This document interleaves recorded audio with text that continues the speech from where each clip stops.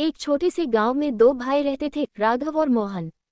बचपन में दोनों एक ही थाली में खाते, एक ही बिस्तर पर सोते और एक दूसरे के बिना एक पल भी नहीं रहते थे। उनकी माँ अक्सर कहती थी, तुम दोनों एक दूसरे की ताकत हो, कभी अलग मत होना। लेकिन वक्त हमेशा एक जैसा नहीं रहता। पिता के गुजर जाने के बाद जब जमीन जायदाद का बंटवारा हुआ, तब सब कुछ बदल गया। राघव को उपजाऊ खेत, बड़ा घर और पैसे मिले। वहीं मोहन को मिला एक छोटा सा टूटा घर और सूखी जमीन। शुरुआत में मोहन ने कुछ नहीं कहा।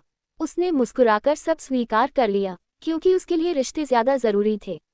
लेकिन राघव के अंदर धीरे धीरे घमंड पनपने लगा। वह अब मोहन से दूर रहने लगा। गांव के अमीर लोगों के साथ बैठता, और जब भी मोहन उसके पास जाता, वह उसे तिरस्कार भरी नजरों से देखता। एक दिन मोहन ने हिम्मत करके कहा, भैया, खेत में बीज के लिए थोड़ा सहारा चाहिए। राघव हंस पड़ा और बोला, तुम जैसे लोग कभी आगे नहीं बढ़ सकते, मेहनत नहीं, बस सहारा चाहिए तुम्हें।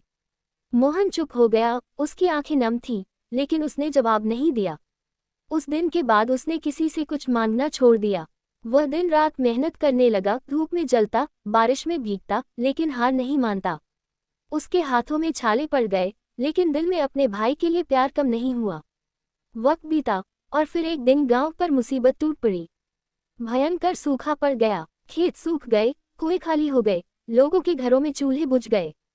राघव के पास जो अनाज था, वह धीरे धीरे खत्म होने लगा। उसके नौकर उसे छोड़कर चले गए।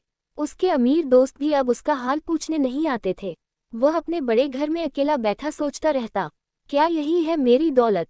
उधर मोहन भी मुश्किल में था, लेकिन उसने हिम्मत नहीं हारी। उसने अपने छोटे खेत में कुएं से पानी खींच खींच कर थोड़ी सब्जियां उगा ली। कभी जंगल से फल लाता, कभी मजदूरी करता।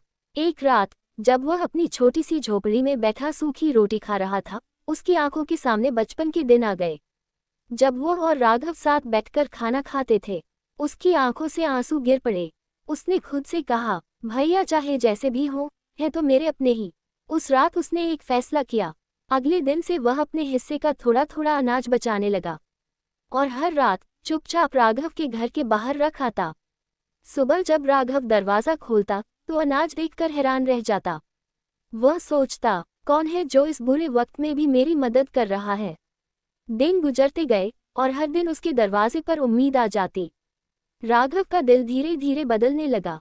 उसका घमंड टूटने लगा। एक रात उसने सच जानने की ठानी। वह दरवाजे के पीछे छिपकर बैठ गया। आधी रात को उसने देखा, फटे कपड़ों में, थके हुए कदमों से चलता हुआ मोहन आया। अपने कंधे से बोरी उतारी और चुपचाप दरवाजे पर रख दी। ये देखकर राघव के पैरों तले जमीन खिसक गई। जिसे उसने ठुकराया, वही आज उसका सहारा बना था। राघव दौड़कर बाहर आया और मोहन का हाथ पकड़ लिया। मोहन घबरा गया। राघव रोते हुए बोला, क्यों? मैंने तुम्हारे साथ इतना बुरा किया, फिर भी तुम? मोहन की आंखें भी भर आईं। उसने धीरे से कहा, भैया, जब माँ गई थी ना, उन्होंने कहा था एक दूसरे का साथ कभी मत छोड़ना। राघव फूट फूट कर रो पड़ा। उसने मोहन को कसकर गले लगा लिया। उस रात दोनों भाई बहुत देर तक रोते रहे। सालों की दूरियां, दर्द और गलतफहमियां आंसुओं में बह गईं। अगले दिन से सब कुछ बदल गया। राघव ने अपने घमंड को हमेशा के लिए छोड़ दिया। उसने मोहन के साथ मिलकर काम करना शुरू किया। दोनों ने मिलकर खेतों को फिर से संवारना शुरू किया। कुछ महीनों बाद बारिश आई। सूखी धरती फिर से हरी हो गई।